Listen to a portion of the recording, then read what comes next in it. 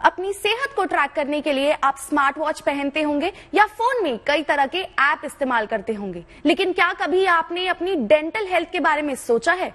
दांतों का ध्यान रखना भी उतना ही जरूरी है जितना हम अपनी सेहत का ध्यान रखते हैं, क्योंकि हेल्दी स्माइल के लिए जरूरी है कि लोग अपने डेंटल हेल्थ का भी ध्यान रखें। बिल्कुल सही। आपको बता दें, एम्स ने डेंटल हेल्थ को मद्देनजर रखते हुए एक ऐसा ही ऐप बनाया है जिसका नाम हेल्दी स्माइल है। करीब 2 साल पहले इस ऐप की शुरुआत की गई थी और इसे लाने का मकसद था लोगों को डेंटल हेल्थ के बारे में जागरूक करना। एम्स ने अब इस ऐप को और एडवांस किया है, जिसके जरिए आप अपने बच्चों की ओरल हेल्थ को ट्रैक कर सकते हैं। साथ ही ओरल हेल्थ से संबंधित कई जानकारियां भी आप प्राप्त कर सकते हैं। आपकी मुस्कान अच्छी रहे और आपकी डेंटल हेल्थ भी अच्छी रहे, इसको लेकर एम्स एक ऐप लेकर आया था जिसका नाम है हेल्दी स्माइल। यानी जब आप हंसे तो आपकी जो स्माइल है वो बहुत स्वस्थ रहे।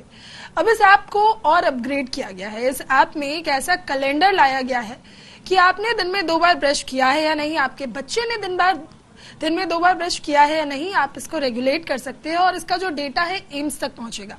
कैसे काम करेगा हम समझेंगे डॉक्टर कल्पना बंसल से, क्योंकि इनका ही ऐप है और इनकी लंबी मेहनत है। मैम, एक ऐसा ऐप जो आपको ये बता देगा कि मेरे बच्चे ने दिन में 2 बार ब्रश किया या नहीं, क्या है इसका मकसद और कैसे काम करता है? इस ऐप का मकसद है लोगों में ये अवेयरनेस क्रिएट करना दैट डेंटल हेल्थ जो है उसको मेंटेन करने के लिए बहुत सिंपल मेजर्स होते हैं, बट थोड़ी सी जानकारी ना होने की वजह से लोग उसको फॉलो नहीं कर पाते हैं और उनकी प्रॉब्लम्स शुरू होती हैं।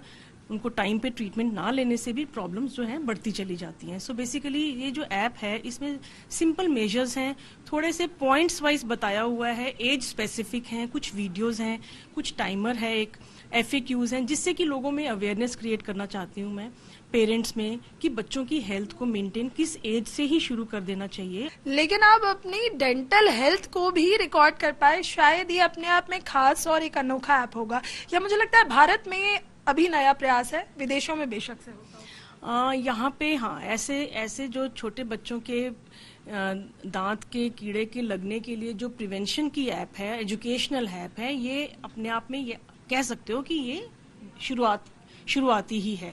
ऐसी कोई ज्यादा एप्स है नहीं इंडिया में। और दूसरी जो बड़ी खास बात इसकी है कि ये 2 लैंग्वेजेस में है। इसमें ओरिजिनल वीडियोस हैं और टाइमर है, जो कि होती हैं मे बी अब्रॉड की एप्स में होंगी, बट इतनी ज्यादा कॉमन भी नहीं है। और ब्रशिंग कैलेंडर तो आई डोंट थिंक सो किसी और में होगा। और छोटे बच्चों के पेरेंट्स हैं उनको ये बड़ी दिक्कत है कि छोटा बच्चा खुद से ब्रश नहीं कर सकता है, तो इसके लिए उनके पेरेंट्स को ज्यादातर समझना है कि उनको कैसे ब्रश करवाया जाए।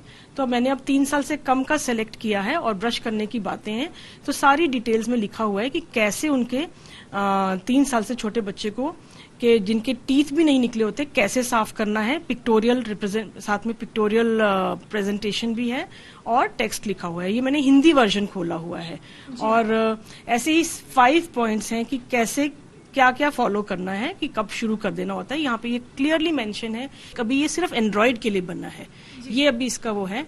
और उसके अलावा इसमें अक्सर पूछे जाने वाले प्रश्न भी हैं, FAQs हैं जिसे हम कहते हैं इंग्लिश में, कि कैविटीज होती क्या हैं, हो कैसे जाती हैं, बच्चों में क्यों ज्यादा होती हैं, और परमानेंट टीथ जो कि पक्के टीथ जिनको कहते हैं वो कब निकलते हैं बच्चों में।